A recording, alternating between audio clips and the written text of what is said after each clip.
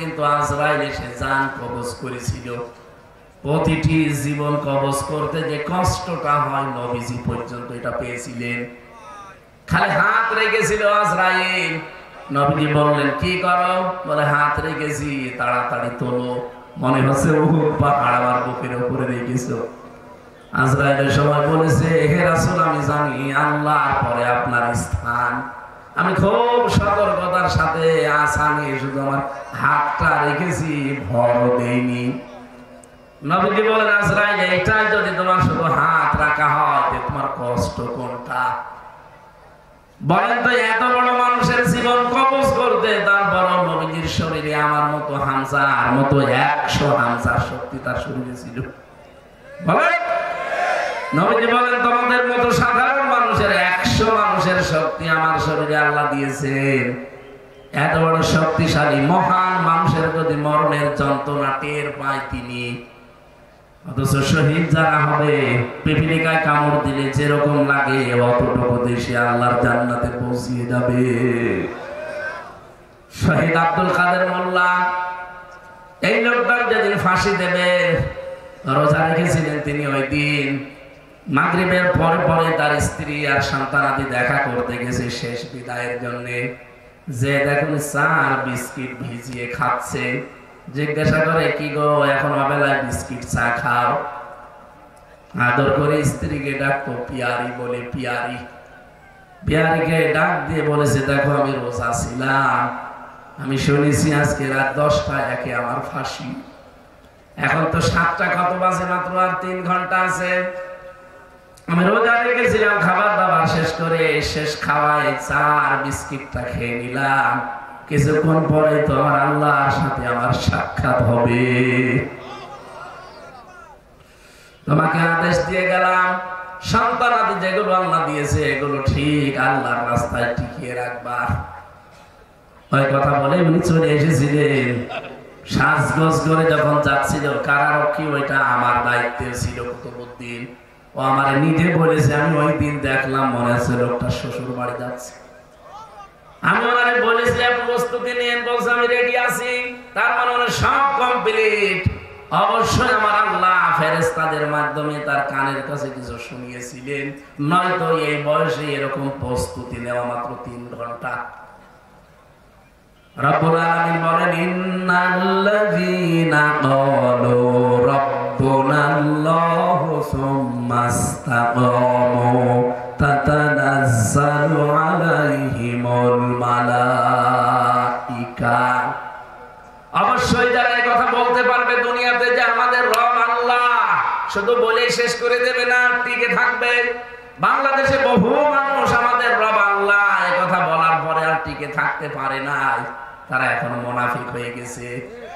এই কথা বলে না কেন? আপনি মাওলানা ফরিদউদ্দিন মাসুদের নাম শোনেননি? ও তো বলতো রব আমার আল্লাহ, কিন্তু টিকে থাকতে পারে নাই। বাতাস একটু আসলে ঈমান হারিয়ে ফেলেছে, জালেমদের পাঁচাটা গোলামি করেছে সারা জীবন। এখন মানুষের ভেতরে আল্লাহ ওর প্রতি একটা ঘৃণা তৈরি করে দিয়েছে। মাওলানা সাঈদী ইন্তেকাল করেছে, শহীদ হয়েছে, তার নাম শুনলে মানুষ এখন দোয়া করে। আর লোকটা জীবিত আছে, পরে মানুষ দেশে পেলে কুকুরের মতো পিটাবে। বাস্তবতা বোঝা লাগবে। আল্লাহকে রব বললে শুধু হবে না, টিকে থাকা লাগবে। এই 15.5 বছরে বহু মানুষকে আমরা দেখেছি টিকে থাকতে পারে না, কিন্তু যারা টিকে ছিল আল্লাহ বলেন তাতানাজ্জালু আলাইহিমুল মালাইকা, এদের বিপদে আপদে আমি আল্লাহ ফেরেশতা নাজিল করে সাহায্য করেছি। তাতানাজ্জালু এটা বোঝায় বর্তমান, ভবিষ্যৎ, প্রেজেন্ট, ফিউচার, শুধু এখন না, কিয়ামত পর্যন্ত আয়াতটা থাকবে। বলেন বলেন। মালা কন্যা দিয়ে মালাইকা বহু বছর দিয়েছেন। ফেরেশতারা এসে কি করবে জানো?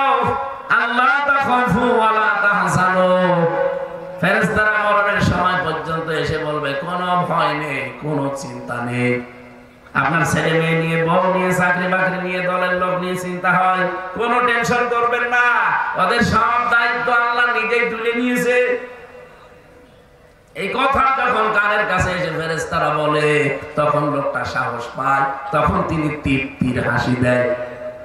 2 নম্বরের ব্যাখ্যা হচ্ছে সামনে ফেরেশতারা আয়াতটা তুলে ধরে, ওয়া আবশিরু বিল জান্নাহ, ওই যে জান্নাত দেখা যাচ্ছে ওইটার সুসংবাদ দেওয়ার জন্য আমরা এসেছি। আল্লাহর কসম, শহীদ মীর কাশেম আলী, শহীদ আব্দুল কাদের মোল্লা, এই দুইজনের ব্যাপারে আমি নিজে দেখেছি, শুনেছি কারারক্ষীর কাছে, কারণ তারা আমার দায়িত্ব ছিল। ওরা যা বলেছে আমি আয়াতের সাথে মিলিয়ে দেখেছি। ফেরেশতারা অবশ্যই তাদের কানের কাছে এসে এই সংবাদগুলো শুনিয়েছে। এই জন্য 3 ঘন্টা পরে যার ফাঁসি, সে হাসতেছে। মনের ভেতরে কোনো দুঃখ নেই, কোনো আফসোস নেই, চেহারার ভেতরে কোনো চিন্তার ছাপ নেই, কোনো দুঃখের ছাপ নেই। মনে হচ্ছে শ্বশুর বাড়ি যাওয়ার জন্য নতুন কাপড় পরে রেডি হয়ে গেছে। আরে ভাই, ফেরেশতারা কিছু যদি নাই বলবে, মুখে হাসি আসলো কোত্থেকে? 3টা বছর তো আমিও ছিলাম, আমি দেখেছি। আমার হাসি দূরের কথা, কোনদিন মুখ মলিনি যায়নি। তারপরেও তো আমার বাইরে সবাই ছিল, কোনো অসুবিধা হয়নি। আমার বাইরে আমার মা বাবা দিব্যি বেঁচে আছে, আমার শ্বশুর শাশুড়ি ধনী মানুষ তারা, আমার স্ত্রী লেখাপড়া জানা মানুষ, অনার্স মাস্টার্স করা। আমার যা সম্পদ আল্লাহ দিয়েছে, আমি না থাকলে ওর অসুবিধা নেই, মরণ পর্যন্ত আমি চলতে পারবে। শুধু একটা বিয়ে করা লাগবে, না অসুবিধা নেই, আমি মরে গেলে করবো। তারপরও আমার যে চিন্তা, টেনশনে 24 ঘন্টা, কারণ আমি যোগাযোগ বিচ্ছিন্ন ছিলাম।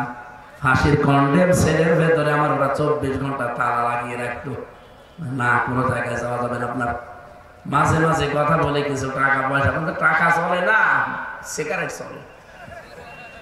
কারক্ষীদেরকে দিয়ে সিগারেট কিনিয়ে নিয়ে আসতে বলতাম, ভাই এটা আপনি রাখেন, আর একটু আমার হাসপাতালে নিয়ে চলেন, আমি আল্লামা সাঈদীর সাথে একটু দেখা করে কথা বলবো, কারণ ওনার